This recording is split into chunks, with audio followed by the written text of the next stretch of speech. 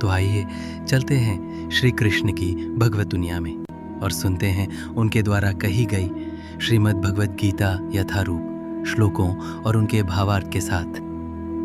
अध्याय 1 कुरुक्षेत्र के युद्ध स्थल में सैन्य निरीक्षण भाग 3 श्लोक 1.21 और 22।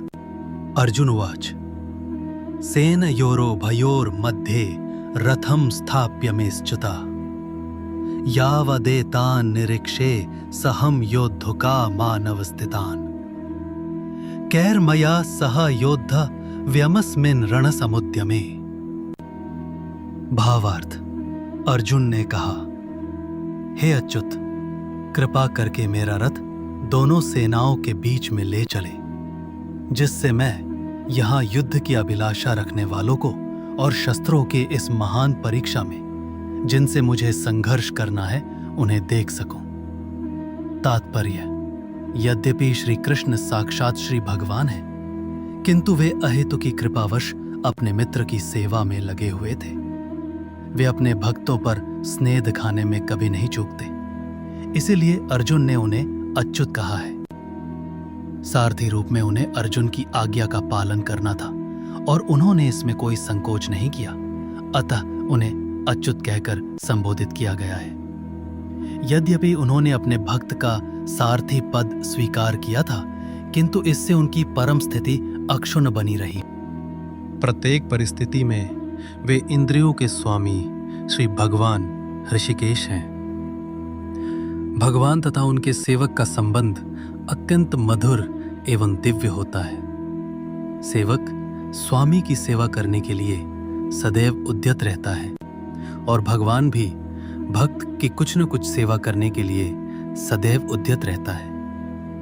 वे इसमें विशेष स्वयं आज्ञादाता ना बने, अपितु उनके शुद्ध उन्हें आज्ञा दें। चूंकि वे स्वामी हैं, अतः सभी लोग उनके आज्ञा पालक हैं और उनके ऊपर उनको आज्ञा देने वाला कोई नहीं है।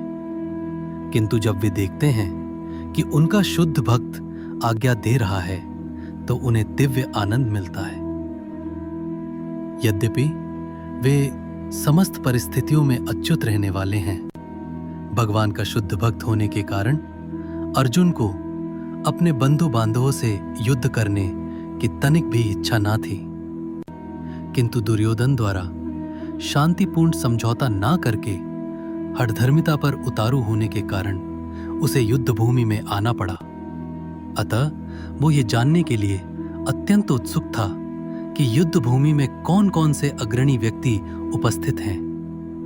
यद्यपि युद्ध भूमि में शांति प्रयासों का कोई प्रश्न नहीं उठता, तो भी वो उन्हें फिर से देखना चाह रहा था और ये देखना चाह रहा था कि वे इस अवांछित युद्ध पर किस हद तक तुले हुए हैं। श्लोक 1.23 योत्स्यमानान् ववेक्षे सहम य एते सत्र समागताः धार्तराष्ट्रस्य दुर्बुद्धेर युद्धे प्रियचिकीर्षवः। भावार्थ। मुझे उन लोगों को देखने दीजिए जो यहाँ पर धृतराष्ट्र के दुर्बुद्धि पुत्र दुर्योधन को प्रसन्न करने की इच्छा से लड़ने के लिए आए हुए हैं। तात्पर्य। ये सर्वविदित था कि दुर्योधन अपने पिता धृतराष्ट्र की साठगांठ से पापपूर्ण योजनाएं बनाकर पांडवों के राज्य को हड़पना चाहता था। अतः जिन समस्त लोगों ने दुर्योधन का पक्ष ग्रहण किया था, वे उसी के समान धर्मा रहे होंगे। अर्जुन युद्ध प्रारंभ होने के पूर्व ये तो जान ही लेना चाहता था कि कौन कौन से लोग आए हुए हैं, किंतु उनके समक्ष समझौता का प्रस्ताव रखने की उसकी कोई योजना नहीं थी। ये भी तथ्य था कि वो उनकी शक्ति का, जिसका उसे सामना करना था, अनुमान लगाने की दृष्टि से उन्हें देखना चाह रहा था। यद्यपि उसे अपनी विजय का विश्वास था, क्योंकि कृष्ण उसकी बगल में विराजमान थे। श्लोक 1.24 संजय उवाच एवमुक्तो ऋषिकेशो गुडाकेशेन भारत सेनयोरुभयोर्मध्ये स्थापयित्वा रथोत्तमम्। भावार्थ। संजय ने कहा, हे भरतवंशी, अर्जुन द्वारा इस प्रकार संबोधित किए जाने पर भगवान कृष्ण ने दोनों दलों के बीच में उस उत्तम रथ को लाकर खड़ा कर दिया। तात्पर्य। इस श्लोक में अर्जुन को गुड़ाकेश कहा गया है। गुड़ाका का अर्थ है नींद, और जो नींद को जीत लेता है वो गुड़ाकेश है। नींद का अर्थ अज्ञान भी है। अतः अर्जुन ने कृष्ण की मित्रता के कारण नींद तथा अज्ञान दोनों पर विजय प्राप्त की थी। कृष्ण के भक्त के रूप में वह कृष्ण को क्षण भर भी नहीं भुला पाया, क्योंकि भक्त का स्वभाव ही ऐसा होता है। यहाँ तक कि चलते अथवा सोते हुए भी कृष्ण के नाम, रूप, गुणों तथा लीलाओं के चिंतन से भक्त कभी मुक्त नहीं रह सकता। अतः कृष्ण का भक्त उनका निरंतर चिंतन करते हुए नींद तथा अज्ञान दोनों को जीत सकता है। इसी को कृष्ण भावनामृत या समाधि कहते हैं। प्रत्येक जीव की इंद्रियों तथा मन के निर्देशक अर्थात ऋषिकेश के रूप में कृष्ण अर्जुन के मंतव्य को समझ गए कि वह क्यों सेनाओं के मध्य में रथ को खड़ा करवाना चाहता है।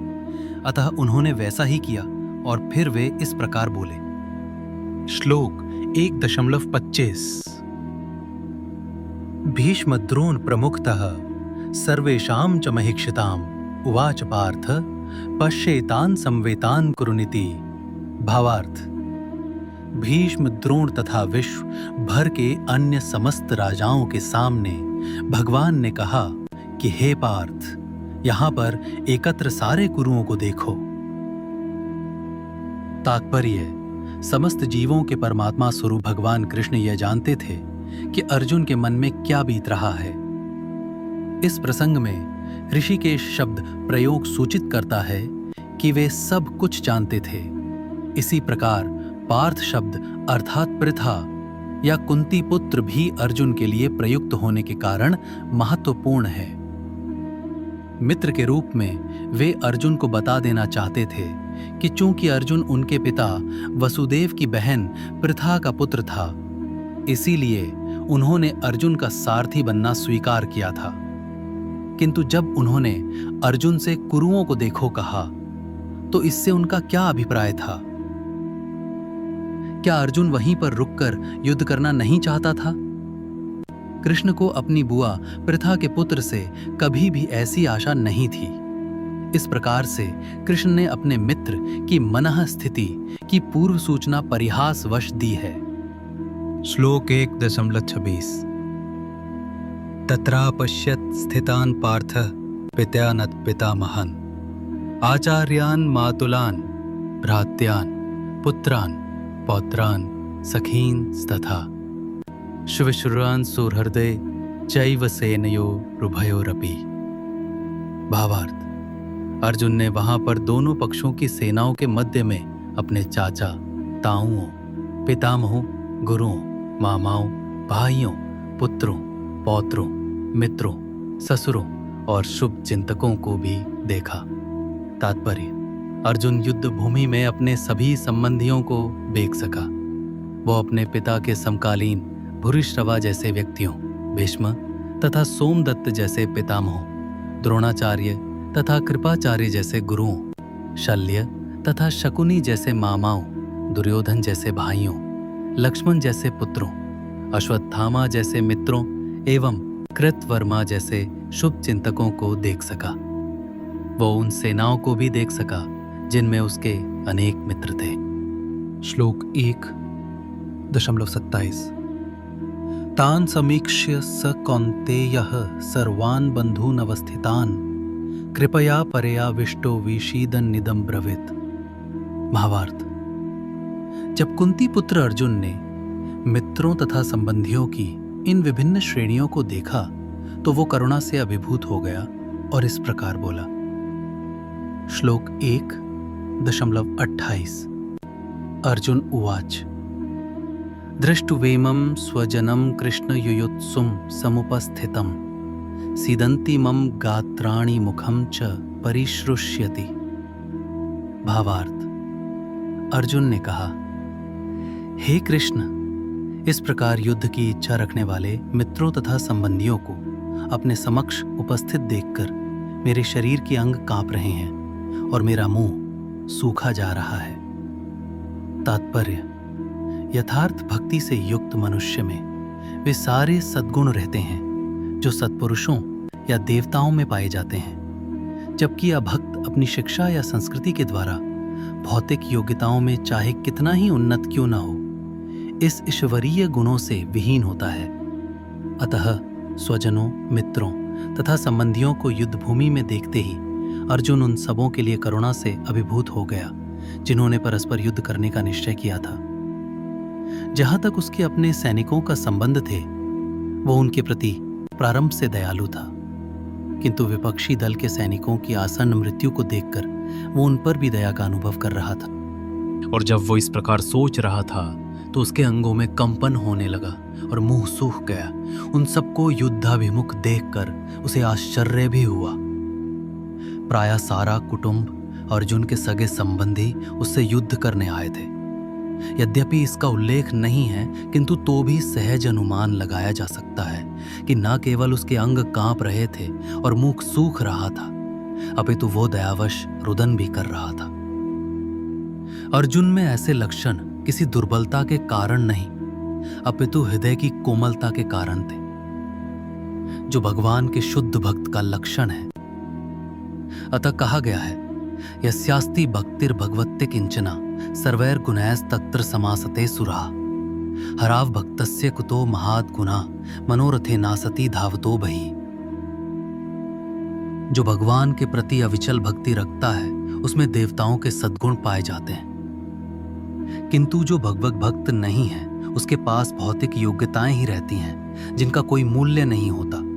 इसका कारण यह है कि वह मानसिक धरातल पर मंडराता रहता है और ज्वलंत माया के द्वारा अवश्य ही आकृष्ट होता है। श्लोक 1.29 वे पतुश्च शरीरे में रोमहर्षश्च जायते गांडीवं स्रंसते हस्तात् त्वक्चैव परिदयते। भावार्थ, मेरा सारा शरीर कांप रहा है, मेरे रोंगटे खड़े हो रहे हैं, मेरा गांडीव धनुष मेरे हाथ से सरक रहा है और मेरी त्वचा जल रही है। तात्पर्य, शरीर में 2 प्रकार का कंपन होता है और रोंगटे भी 2 प्रकार से खड़े होते हैं। ऐसा या तो आध्यात्मिक परमानंद के समय या भौतिक परिस्थितियों में अत्यधिक भय उत्पन्न होने पर होता है। दिव्य साक्षात्कार में कोई भय नहीं होता। इस अवस्था में अर्जुन के जो लक्षण हैं, वे भौतिक भय अर्थात जीवन की हानि के कारण हैं। अन्य लक्षणों से भी ये स्पष्ट है।